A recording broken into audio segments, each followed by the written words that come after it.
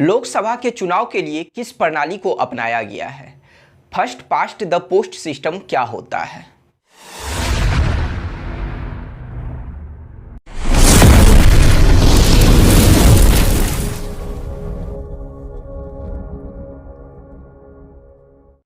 Hello everyone, मैं सुमित, आप सभी का मेरे YouTube channel learn with Akanksha and Sumit में स्वागत है। आज के क्लास में हम लोग लोकसभा की निर्वाचन प्रणाली के बारे में पढ़ेंगे। लोकसभा की निर्वाचन प्रणाली कहने का मतलब कि लोकसभा के चुनाव के लिए किस प्रणाली को अपनाया गया है, अर्थात लोकसभा का चुनाव किस तरीके से होता है। हम सभी यह तो जानते हैं कि लोकसभा का चुनाव प्रत्यक्ष रूप से वयस्क मताधिकार के आधार पर होता है, लेकिन इस चुनाव का तरीका क्या है, इस चुनाव की रीति क्या है, इस चुनाव के लिए किस प्रणाली को अपनाया गया है, यह बात हम लोग नहीं जानते हैं। तो आज के क्लास में इन्हीं बातों को हम लोग जानेंगे। लेकिन लोकसभा की चुनाव प्रणाली को जानने से पहले हम लोगों को यह जानना चाहिए कि पूरे विश्व में चुनाव की कितनी प्रणाली होती है। तो देखिए, पूरे विश्व में मुख्य रूप से चुनाव की दो प्रणाली होती है। कौन कौन सा? तो पहला है आनुपातिक प्रतिनिधित्व प्रणाली और दूसरा है प्रादेशिक प्रतिनिधित्व प्रणाली। ठीक है, तो सबसे पहले बात करते हैं आनुपातिक प्रतिनिधित्व प्रणाली की, जिसे इंग्लिश में प्रोपोर्शनल रिप्रेजेंटेशन सिस्टम कहा जाता है। फिर बात करें कि इस आनुपातिक प्रतिनिधित्व प्रणाली के भी दो प्रकार होते हैं। एक है एकल हस्तांतरणीय मत प्रणाली और दूसरा है सूची व्यवस्था। लेकिन अगर हम भारत की बात करें तो भारत में राष्ट्रपति, उपराष्ट्रपति, राज्यसभा एवं राज्य विधान परिषदों के निर्वाचन के लिए इसी प्रणाली को अपनाया गया है। तो किस प्रणाली को? तो आनुपातिक प्रतिनिधित्व प्रणाली के अनुसार एकल हस्तांतरणीय मत प्रणाली को अपनाया गया है। इस सूची व्यवस्था को नहीं अपनाया गया है, बल्कि इस आनुपातिक प्रतिनिधित्व प्रणाली के तहत एकल हस्तांतरणीय मत प्रणाली को अपनाया गया है। तो भारत में किसके किसके चुनाव के लिए इस प्रणाली को अपनाया गया है? तो राष्ट्रपति, उपराष्ट्रपति, राज्यसभा एवं राज्य विधान परिषदों के निर्वाचन के लिए इस प्रणाली को अपनाया गया है। उसके बाद फिर बात करें कि इन चारों को छोड़ दिया जाए तो भारत में जितने भी चुनाव होते हैं उस चुनाव के लिए इस दूसरी प्रणाली को अपनाया गया है। अब चाहे वह लोकसभा का चुनाव हो या फिर विधानसभा का चुनाव हो या पंचायत चुनाव हो, तो उसके लिए इस दूसरे प्रणाली को ही अपनाया गया है। तो देखते हैं दूसरी प्रणाली कौन सी है। तो दूसरी है प्रादेशिक प्रतिनिधित्व प्रणाली, या फिर इसे ही साधारण बहुमत प्रणाली भी कहा जाता है, या फिर इसे ही बहुलवादी प्रणाली भी कहा जाता है, और इंग्लिश में इसे first past the post system कहा जाता है। इसका मतलब क्या हुआ? इसका मतलब हुआ जो सबसे आगे वही जीते हैं। कहने का मतलब कि यहाँ लिखा हुआ काफी अच्छा लग रहा है कि जो सबसे आगे वही जीते, मतलब रेस में, चुनाव के रेस में जो सबसे आगे है उसी की जीत होगी। वैसे हम लोग जैसे जैसे आगे बढ़ेंगे इन सभी के अर्थ को समझते जाएंगे। लेकिन अभी फिलहाल आप क्या जाने कि पूरे विश्व में जो मुख्य रूप से चुनाव की जो प्रणाली है वह दो प्रणाली है, और उसमें से हम लोग अपने भारत के संदर्भ में बात किए कि भारत में राष्ट्रपति, उपराष्ट्रपति, राज्यसभा एवं राज्य विधान परिषदों के निर्वाचन के लिए आनुपातिक प्रतिनिधित्व प्रणाली के अनुसार एकल हस्तांतरणीय मत प्रणाली को अपनाया गया है। जबकि इसके अलावा भारत में अन्य जो भी चुनाव होगी उसके लिए first past the post system प्रणाली को अपनाया गया है। तो अब चाहे first past the post system प्रणाली कहें, या जो सबसे आगे वही जीते प्रणाली कहें, या फिर प्रादेशिक प्रतिनिधित्व प्रणाली कहें, या फिर साधारण बहुमत प्रणाली कहें, या फिर बहुलवादी प्रणाली कहें, तो सभी एक ही बात है। तो चलिए, हम लोगों का जो आज का हेडिंग है वह है लोकसभा की निर्वाचन प्रणाली, अर्थात लोकसभा की चुनाव प्रणाली। तो अब इस पर बात करते हैं। तो देखिए, लोकसभा की चुनाव प्रणाली, संविधान में लोकसभा की चुनाव प्रणाली का प्रावधान नहीं किया गया है, बल्कि संविधान ने लोकसभा की चुनाव प्रणाली के निर्धारण का अधिकार संसद को दिया है। अर्थात लोकसभा के चुनाव के लिए किस प्रणाली को अपनाया जाएगा, तो संविधान ने इसका अधिकार किसे दिया है, तो संसद को दिया है।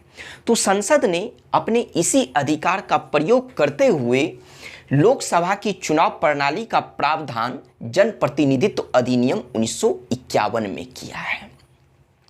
तो सबसे पहले आपसे जब प्रश्न पूछा जाए कि लोकसभा की चुनाव प्रणाली का प्रावधान कहां पर किया गया है, तो ऑप्शन रहेगा संविधान, जनप्रतिनिधित्व अधिनियम। तो जनप्रतिनिधित्व अधिनियम 1951 में किया गया है। और किसने किया है, तो संसद ने किया है। ठीक है, यहां तक बात समझ गए। अब चलिए आगे बढ़ते हैं। तो अब जब संसद ने लोकसभा की चुनाव प्रणाली का प्रावधान जनप्रतिनिधित्व अधिनियम में किया है, तो देखते हैं कि संसद ने इसके लिए किस प्रणाली को अपनाया है। तो लोकसभा के निर्वाचन के लिए प्रादेशिक प्रतिनिधित्व प्रणाली या साधारण बहुमत प्रणाली या बहुलवादी प्रणाली या फिर इसे ही first past the post system कहा जाता है, इसी प्रणाली को अपनाया गया है। तो यह बात आप समझ गए। और साफ तौर पर यहाँ पर ही आपको बता दिया गया है कि इन चारों को छोड़कर भारत में जितने भी चुनाव होते हैं उसके लिए इसी दूसरी प्रणाली को ही अपनाया गया है। ठीक है, एक लाइन में यहाँ बता दिया गया है, चाहे लोकसभा का चुनाव हो या विधानसभा का चुनाव या अन्य चुनाव हो। अब आगे बढ़ते हैं और बात करते हैं अब हम लोग कि इसी first past the post system प्रणाली के बारे में। तो देखिए, यह प्रणाली विकासशील देशों में अधिक प्रचलित है। मतलब जितने भी विश्व में विकासशील देश हैं, जैसे हमारा भारत भी एक विकासशील देश है। ठीक है, तो यह जो प्रणाली है विकासशील देशों में अधिक प्रचलित है। क्यों, इसके पीछे रीजन क्या है, तो आइए इसे समझते हैं। क्योंकि इस प्रणाली में पूरे देश को छोटे छोटे भौगोलिक क्षेत्रों में बांट दिया जाता है, जिसे निर्वाचन क्षेत्र कहा जाता है। ठीक है, तो जैसे कि मान लीजिए कि हम अपने भारत की ही बात कर लेते हैं। तो भारत को क्या किया गया है, छोटे छोटे भौगोलिक क्षेत्रों में बांट दिया गया है और उस भौगोलिक क्षेत्र को निर्वाचन क्षेत्र कहा गया है। अगर सरल शब्दों में कहें तो निर्वाचन क्षेत्र को सीट भी कहा जाता है। निर्वाचन क्षेत्र को सरल शब्दों में क्या कहा जाता है, तो सीट भी कहा जाता है। जैसे अगर हम बात करें कि आपसे पूछें कि ये बिहार में कितने लोकसभा निर्वाचन क्षेत्र हैं, तो आपका जवाब होगा 40। या फिर हम आपसे पूछें कि बिहार में कितनी लोकसभा सीट है, तो भी आपका जवाब होगा 40। तो इसका मतलब निर्वाचन क्षेत्र को हम सरल शब्दों में सीट कह सकते हैं, या तो लोकसभा निर्वाचन क्षेत्र कहें या फिर लोकसभा सीट कहें, एक ही बात है। या संसदीय निर्वाचन क्षेत्र भी कह सकते हैं। तो चलिए, इस लाइन को आप समझ गए कि इस प्रणाली में पूरे देश को छोटे छोटे भौगोलिक क्षेत्रों में बांट दिया जाता है, जिसे निर्वाचन क्षेत्र कहा जाता है।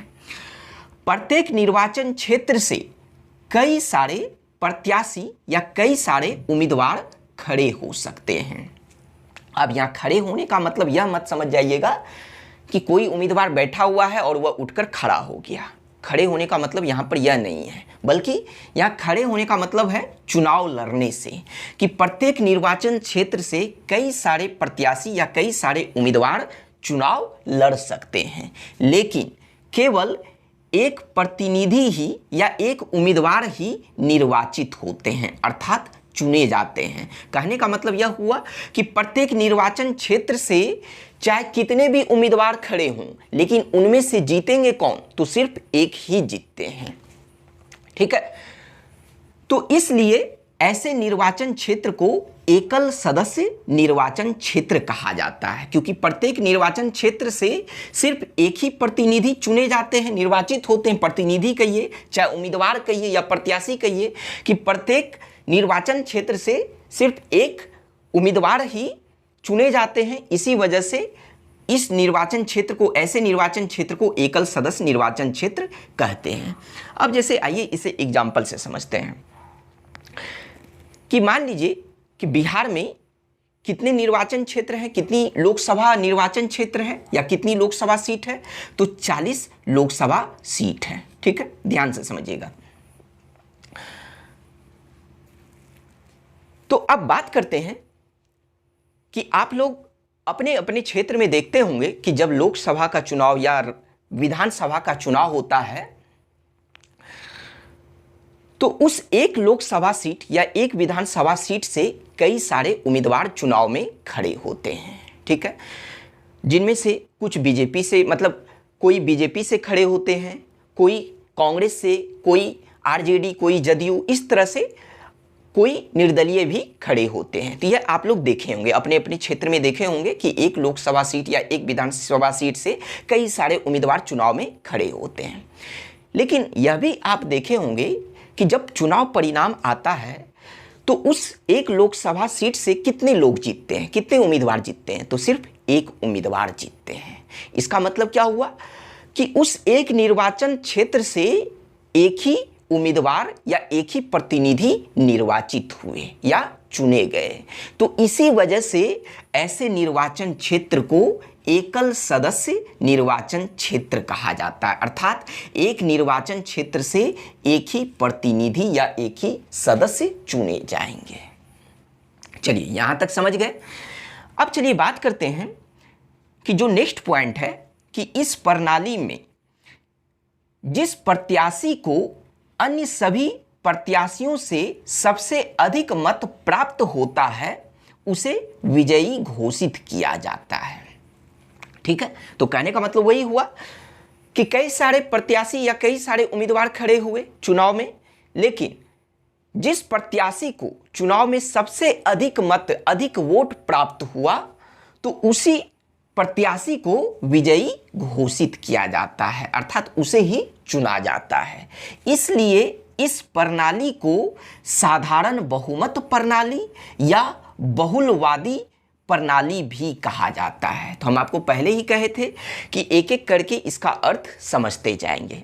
तो अब बात करते हैं कि यह जो हम लोग पढ़ रहे हैं कि लोकसभा के निर्वाचन के लिए जो first past the post system है और इसके ही कई सारे नाम हैं, तो अब आपको समझ में आया होगा कि इस प्रणाली को साधारण बहुमत प्रणाली या बहुलवादी प्रणाली क्यों कहा जाता है। तो देखिए क्या है कि क्या अभी आप समझे कि इस प्रणाली में जिस प्रत्याशी को सबसे अधिक बहुमत प्राप्त हुआ, ठीक है, सबसे अधिक मत प्राप्त हुआ, तो उसे ही विजयी घोषित कर दिया जाता है। तो इसी वजह से इसे साधारण बहुमत प्रणाली कहा जाता है। ठीक है, तो अब देखिए साधारण क्यों कहा जाता है, मतलब इस बहुमत प्रणाली को, यह बात तो हम समझ गए कि जिसे सबसे अधिक बहुमत प्राप्त हुआ वह जीत गया, इसलिए इसे बहुमत प्रणाली कहे। लेकिन साधारण बहुमत प्रणाली क्यों? क्योंकि यह जो बहुमत जो इसे मिला, तो इस प्रणाली का जो तरीका था वह क्या था, बिल्कुल साधारण था। इसमें कोई भी पेचीदा नहीं था कि हाँ सब कोई, एक जो पढ़े लिखे व्यक्ति नहीं भी है वह भी इस बात को समझ सकते हैं कि अच्छा वो जो है, मतलब इस चुनाव में वह व्यक्ति सबसे आगे था, उसे सबसे अधिक वोट मिला, इसलिए वह व्यक्ति जीत गया। अर्थात इसे साधारण बहुमत प्रणाली कहा जाता है, मतलब इसे समझने में किसी भी तरह की दिक्कत नहीं हो रही है। फिर बात करते हैं कि बहुलवादी प्रणाली। तो बहुलवादी प्रणाली का भी मतलब यही हुआ कि चुनाव में तो कई सारे खड़े हुए थे, लेकिन उसमें जीते कौन, सिर्फ एक ही उम्मीदवार जीते जिसे बहुमत मिला। तो इसी वजह से इस बहुलवादी प्रणाली को एकल सदस्य बहुलवादी प्रणाली भी कहा जाता है, या फिर इकहरा सदस्य बहुलवादी प्रणाली भी कहा जाता है। क्यों? क्योंकि बहुत सारे उम्मीदवार खड़े हुए और उसमें जीते सिर्फ एक सदस्य, तो इसी वजह से इकहरा सदस्य बहुलवादी प्रणाली या फिर एकल सदस्य बहुलवादी प्रणाली भी इसे कह सकते हैं। दोस्त, अब जो तीसरा जो बच गया है वह है प्रादेशिक प्रतिनिधित्व प्रणाली। ठीक है, तो अब आप खुद सोचिए कि जब एक निर्वाचन क्षेत्र से एक ही प्रतिनिधि चुने जाते हैं तो इसका मतलब क्या हुआ कि एक व्यक्ति एक निर्वाचन क्षेत्र का प्रतिनिधित्व करता है। यह बात आप समझ रहे हैं कि जब एक निर्वाचन क्षेत्र से एक प्रतिनिधि या एक उम्मीदवार चुने गए तो इसका मतलब एक व्यक्ति ही एक निर्वाचन क्षेत्र का प्रतिनिधित्व करते हैं। कहां पर? तो लोकसभा में या फिर राज्य की विधानसभा में। तो इसी वजह से इस प्रणाली को प्रादेशिक प्रतिनिधित्व प्रणाली भी कहा जाता है। और अच्छा, एक बात देखिए कि प्रादेशिक के जगह क्षेत्रीय वर्ड भी लिखा हो सकता है कि क्षेत्रीय प्रतिनिधित्व प्रणाली का मतलब क्या हुआ कि एक निर्वाचन क्षेत्र का सिर्फ एक ही व्यक्ति प्रतिनिधित्व करेगा। तो उम्मीद करते हैं कि यह जो first past the post system को अगर छोड़ दिया जाए तो इन तीनों के अर्थ को आप समझ गए होंगे। चलिए अब आगे बढ़ते हैं और आगे हम लोग first past the post system भी समझेंगे। नेक्स्ट जो पॉइंट है वह यह है कि इस प्रणाली में विजयी प्रत्याशी को, यहां तक तो आप समझ गए हैं कि जिस प्रत्याशी को सबसे अधिक मत प्राप्त होता है, सबसे अधिक बहुमत प्राप्त होता है, उसे विजयी घोषित कर दिया जाता है। यहां तक समझ गए। अब चलिए आगे बढ़ते हैं कि इस प्रणाली में विजयी प्रत्याशी को कुल वैध मतों का बहुमत प्राप्त करने की आवश्यकता नहीं है। कुल वैध मतों का बहुमत कहने का मतलब क्या हुआ कि इसका मतलब है कि कुल वैध मतों के 50% से अधिक मत, या फिर हम यह कह सकते हैं कि कुल वैध मतों के 50% से एक मत अधिक। तो यह मतलब इस प्रणाली में विजयी प्रत्याशी को इस तरह का बहुमत प्राप्त करने की आवश्यकता नहीं है, क्योंकि इस तरह का बहुमत प्राप्त करने की आवश्यकता आनुपातिक प्रतिनिधित्व प्रणाली के अंतर्गत होती है। और आप लोग जब राष्ट्रपति पढ़े थे तो राष्ट्रपति के अंतर्गत जब हम आपको समझाए थे आनुपातिक प्रतिनिधित्व प्रणाली, तो वहां पर हम आपको यह बात पढ़ाए थे कि इस प्रणाली में विजयी प्रत्याशी को मतलब किसी भी उम्मीदवार को जीतने के लिए कुल वैध मतों के 50% से एक मत अधिक प्राप्त करने की आवश्यकता होती है, तभी वह उम्मीदवार विजयी घोषित होता है। लेकिन अभी हम लोग कौन सी प्रणाली पढ़ रहे हैं? तो अभी हम लोग first past the post system प्रणाली पढ़ रहे हैं। तो इस प्रणाली में विजयी प्रत्याशी को कुल वैध मतों के 50% से अधिक मत प्राप्त करने की आवश्यकता नहीं होती है, अर्थात इसे ही कुल वैध मतों का बहुमत कहते हैं। ठीक है, तो कहने का मतलब यह हुआ कि देखिए नेक्स्ट पॉइंट जो लिखा गया है कि अर्थात इसमें कहने का मतलब कि इस प्रणाली में वोट का प्रतिशत नहीं बल्कि वोट का अनुपात प्राप्त करना होता है। मतलब कि इस प्रणाली में विजयी प्रत्याशी को वोट का प्रतिशत प्राप्त नहीं करना होता है, क्योंकि यहां देखिए क्या लिखा है, कुल वैध मतों के 50% से अधिक मत, यानी पर प्रतिशत की बात हो रही है। ठीक है, तो वही चीज कहा गया है कि इस प्रणाली में मतलब first past the post system प्रणाली में विजयी प्रत्याशी को वोट का प्रतिशत प्राप्त करने की आवश्यकता नहीं है, बल्कि वोट का अनुपात प्राप्त करना होता है। अब आइए इसे एग्जाम्पल से समझते हैं। ठीक है, एग्जाम्पल से जब आप समझिएगा तो यह पूरी बात क्लियर हो जाएगी। तो जैसे कि मान लेते हैं कि मान लीजिए किसी एक लोकसभा सीट से या किसी एक लोकसभा निर्वाचन क्षेत्र से 3 उम्मीदवार चुनाव में खड़े हैं। ठीक है, ध्यान से एग्जाम्पल को समझिएगा, वह पॉइंट क्लियर हो जाएगा। मान लीजिए कि 3 उम्मीदवार हैं, तीनों का नाम हम लिख देते हैं ABC। तो एक लोकसभा सीट से मान लीजिए 3 उम्मीदवार खड़े हैं। ठीक है, इन तीनों उम्मीदवार को कुल वैध मत जो प्राप्त हुए, मतलब तीनों को मिलाकर जो कुल वैध मत प्राप्त हुआ है वह कितना हुआ? तो 100 हुआ है। ठीक है, एक छोटा आंकड़ा ले लेते हैं जिससे कि समझना आसान हो जाए। तो मान लीजिए इस तीनों उम्मीदवार को कुल मिलाकर उस लोकसभा सीट से 100 वैध मत प्राप्त हुए हैं। अब यह जो 100 वैध मत जो है इन्हीं तीनों में बटेंगे। ठीक है, अब मान लीजिए कि अगर लोकसभा का चुनाव first past the post system से ना होकर आनुपातिक प्रतिनिधित्व प्रणाली से होता। ठीक है, ध्यान से समझिएगा कि अगर इस लोकसभा का चुनाव आनुपातिक प्रतिनिधित्व प्रणाली से होता तो फिर विजयी उम्मीदवार को कितने वोट लाने पड़ते इस 100 वोट में से? तो देखिए, तो आनुपातिक प्रतिनिधित्व प्रणाली के अनुसार क्या गणित है कि इसके लिए जो किसी भी विजयी उम्मीदवार को कुल वैध मतों के 50% से एक मत अधिक लाना होगा। ठीक है, तो 100 का 50% कहिए तो 100 का 50% कितना होगा 50, और उसमें एक और जोड़ दीजिए तो 50 और एक कितना होता है 51। तो अगर आनुपातिक प्रतिनिधित्व प्रणाली के अनुसार अगर लोकसभा का चुनाव होता तो इस तीनों उम्मीदवार में से जो भी उम्मीदवार जीतता उसे इस 100 में से कुल 51 वोट लाना होता। यह बात आप समझ गए होंगे। ठीक है, लेकिन लोकसभा के चुनाव के लिए किस प्रणाली को अपनाया गया है, तो first past the post system को अपनाया गया है। और इसमें क्या पढ़े कि इस प्रणाली में विजयी प्रत्याशी को वोट का प्रतिशत नहीं बल्कि वोट का अनुपात प्राप्त करना होता है। तो प्रतिशत देखिए, अभी इसे कहे कि 100 का 50% निकाले तो 50 हुआ और उसमें एक जोड़ दिए तो यानी 51, तो यह हुआ वोट का प्रतिशत। लेकिन वोट का अनुपात, अब देखिए कि मान लीजिए कि लोकसभा के चुनाव में कुल 100 वोट पड़ा है, 100 कुल वैध मत पड़ा है। तो अब मान लीजिए कि इसकी गिनती शुरू हुई, ठीक है, गणना शुरू हुई और उस गिनती में, मत की गिनती में क्या हुआ कि मान लीजिए कि ए को 45 वोट प्राप्त हुआ। ठीक है, या ऐसे कर लीजिए कि ए को 40 वोट प्राप्त हुआ। ठीक है, बी को मान लीजिए कि उसी 100 वोट में से 35 वोट प्राप्त हुआ और सी को मान लीजिए कि उसी 100 वोट में से 25 वोट प्राप्त हुआ।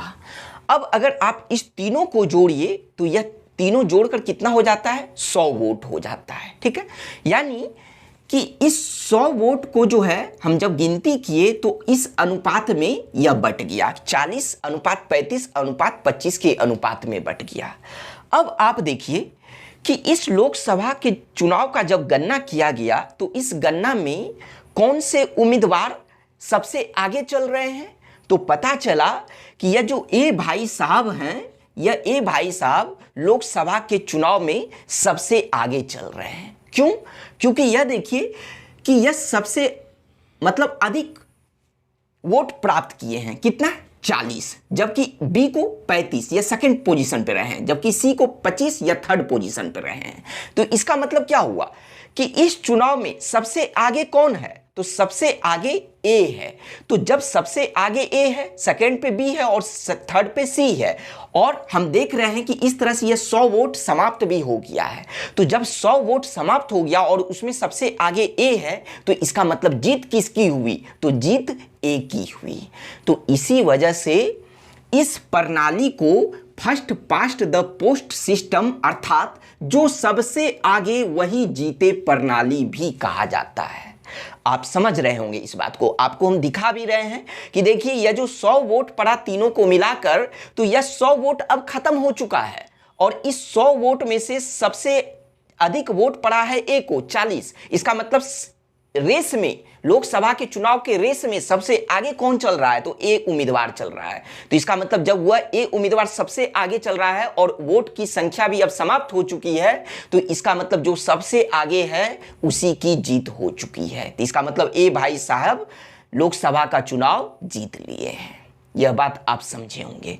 तो इसी वजह से इस प्रणाली को first past the post system अर्थात जो सबसे आगे वही जीते प्रणाली भी कहा जाता है। लेकिन जब आप अनुपातिक प्रतिनिधित्व प्रणाली पढ़े थे और आप में से जो भी यह नहीं पढ़े हैं तो हम आपसे रिक्वेस्ट करेंगे कि आप राष्ट्रपति के चैप्टर में जाकर इस अनुपातिक प्रतिनिधित्व प्रणाली को जरूर पढ़िएगा, क्योंकि हम इस टॉपिक को इतने अच्छे तरीके से समझाए हैं एग्जाम्पल के द्वारा कि किसी किताब की बात तो छोड़ ही दीजिए कि पूरे YouTube पर आपको कोई भी व्यक्ति इतने अच्छे तरीके से नहीं समझाया होगा।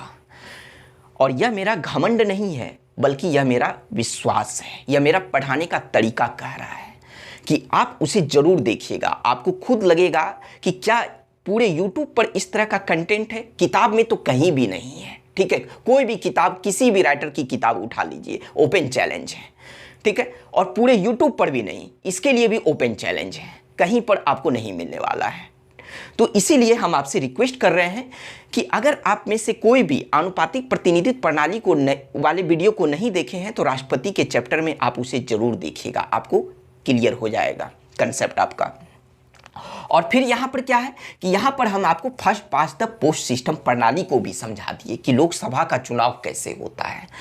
तो यह बात आप समझ गए। तो हम बात कर रहे थे कि जब हम लोग आनुपातिक प्रतिनिधित्व प्रणाली पढ़ रहे थे तो वहाँ पर हम लोग पढ़े थे कि जो प्रत्याशी चुनाव में सबसे आगे है तो यह जरूरी नहीं था कि उसी की जीत होगी। क्यों? क्योंकि वहाँ जो चुनाव होता है वरीयता क्रम के अनुसार होता है और उसकी गिनती भी जो होती है वह वरीयता क्रम के अनुसार ही होती है। तो वहाँ पर हम लोग एग्जाम्पल से समझे थे कि मान लीजिए कि ए उम्मीदवार चुनाव में सबसे आगे था, लेकिन पता चला कि जो उम्मीदवार सबसे आगे था बाद में उसकी जीत नहीं हुई थी। क्यों? क्योंकि उसने क्या किया था कि कुल वैध मतों के 50% से अधिक मत प्राप्त नहीं किया था। तो इसलिए आनुपातिक प्रतिनिधित्व प्रणाली में क्या होता है कि जो सबसे आगे उसकी जीत नहीं हो पाती। कोई जरूरी नहीं कि उसी की जीत हो भी सकती है लेकिन कोई गारंटी नहीं है। लेकिन लोकसभा के चुनाव में अर्थात first past the post system प्रणाली के अंतर्गत क्या होता है कि जो सबसे आगे रहता है चुनाव की गिनती में वही मतलब उम्मीदवार जीतता है। अर्थात जो सबसे आगे का मतलब कि जितने कुल वैध मत पड़े अगर उसकी संख्या जब खत्म हो गई और खत्म होने तक जो सबसे आगे हैं उसी की जीत हो जाती है। यह बात आप समझ गए। अब चलिए, तो यहां हम लोग first past the post system प्रणाली को तो पढ़ लिए, इसे समझ भी गए, लेकिन इस प्रणाली का एक ड्रॉबैक है, एक दोष है। वह क्या है? तो आइए देखते हैं। इसे नोट करके लिखा गया है कि देखिए यह प्रणाली कहने का मतलब कि यही first past the post system प्रणाली, यह प्रणाली पूरी चुनाव प्रक्रिया का प्रतिनिधित्व नहीं करता है। अर्थात इस लाइन कहने का मतलब क्या है कि अर्थात यह प्रणाली अल्पसंख्यकों के प्रतिनिधित्व को सुरक्षित नहीं करता है। अब आप कहिएगा सर कि अर्थात करके दूसरी लाइन को तो लिख दिए, लेकिन यह दूसरी लाइन भी हमें समझ में नहीं आया। कोई बात नहीं, हम समझाते हैं।